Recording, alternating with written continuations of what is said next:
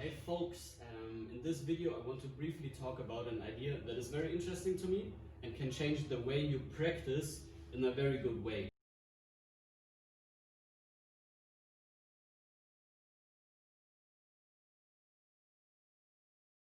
Namely, the idea of performing a single move or exercise or pattern in many different ways or with many different intentions, and therefore completely changing the outcome of this given move. Let's take the example of doing a squat right now. Many of you maybe know the squat either as a strength exercise or as a mobility exercise or as a resting position or as a transitioning position for floor work, kind of acrobatics moves. And this is the main idea of this whole video, to sensibilize your thought process when practicing a little bit on exactly this topic.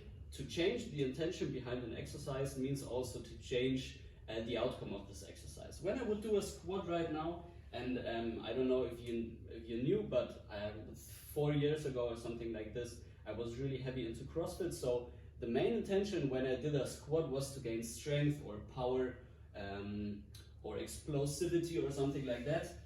And my squat would kind of look like something like this, where I try to keep my spine super strong, stiff, the chest upright, and I would create a certain tension throughout my body that allow me to perform this exercise, the squat, for the specific goal of gaining power, strength, explosivity, and that sorts. Now I can also do exactly the same exercise, the same pattern, but now with the focus on increasing my mobility, for example in the hip, in the knee, and in the ankle, and it would completely look different. Maybe, or let's better say this, it would completely feel different. From the outside, you're still doing a squat, and for a non-skilled eye, you might think, yeah, it's exactly the same thing, but he's doing it super slow. And for me, it's a whole new story, because right now I'm really putting the emphasis and my awareness on my ankles, on my knees, on my hips, and that sorts. And it looks a little bit different. I also try to find a feeling of relief, which I wouldn't create if I would do the squat as a power exercise. No, if I would do the squat, for example, right now, as I'm doing in my finding flow, diving into the floor practice, acrobatic, whatever kind of thing, the squat is more or less a transitioning position where I don't focus too much on mobility. So my transitions would not look something like this, or like this, where I put an emphasis on conditioning or mobility, but it serves just as a quick transitioning position from one movement to the next. So this is something super interesting for you, because simply by changing the way you perform a movement, the outcome will completely be different. And then also it is something nice to think about when watching other people. And usually I get to hear this all of the times, that people tell me, yeah, he was performing some kind of movement, it was completely off and his shoulders were collapsed and something like this. And I usually tell them, you don't know what the intention was behind this specific exercise.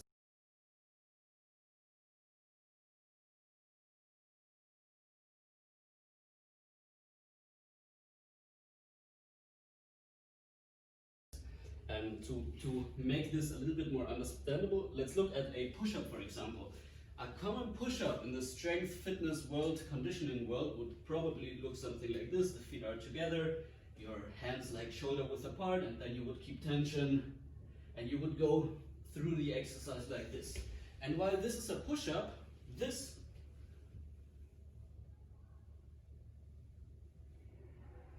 can also be a push-up, because the intention is completely different.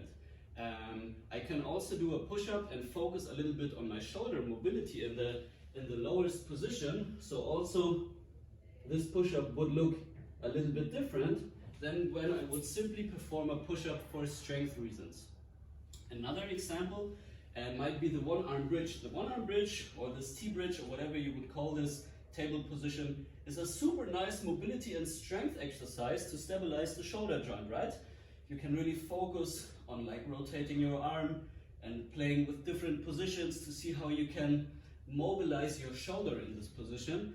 But for me, this is not only a strength conditioning exercise, it is also a very nice preparatory exercise for my acrobatics. And when I would perform this move to prepare for some acrobatics, the whole structure, the whole feeling of this move, the whole intention would be completely different. So just because I'm doing the same move doesn't mean it affects me the same. There is completely different outcomes when I alter the intention or the quality of a move. And this is something super interesting for you guys.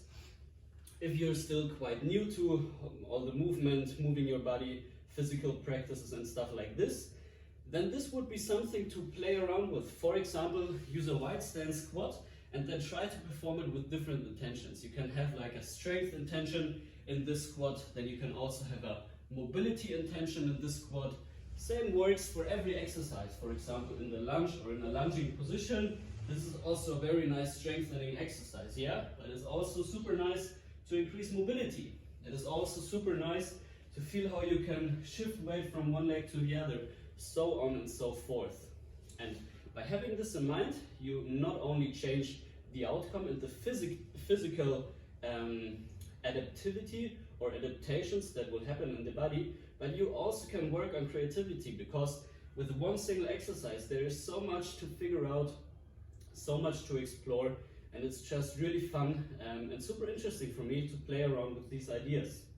So maybe the next time you practice, go into your strength training, whatever it is, try to see if you can perform those moves, exercises, patterns, whatever you want to call them, with a different intention, different quality, and see how they change for you.